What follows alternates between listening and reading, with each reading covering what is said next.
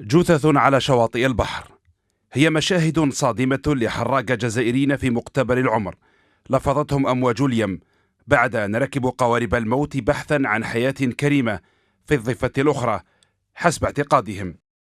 شاءت الأقدار أن تتوقف عقارب ساعة حياتهم وسط البحر لتكون جثثهم طعما للأسماك.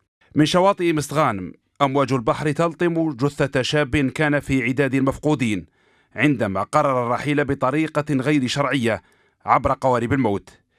شواطئ سكيدا وشواطئ بومرداس هي الأخرى سجلت قصصا محزنة لشباب اختاروا الرحيل إلى الضفة الأخرى، فكانت أمواج البحر في طريقهم ومنعتهم بل وأعادتهم في شباك الصيادين مرة، وعلى الشواطئ مرة أخرى لأهلهم جثثا وقد نهش السمك أجسادهم.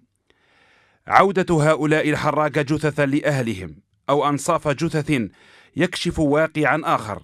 أعماق البحر يسكنها عشرات جثث المفقودين الجزائريين الذين انقطعت أخبارهم بعد أن امتطوا البحر نحو الاستقرار أو كما كانوا يعتقدون.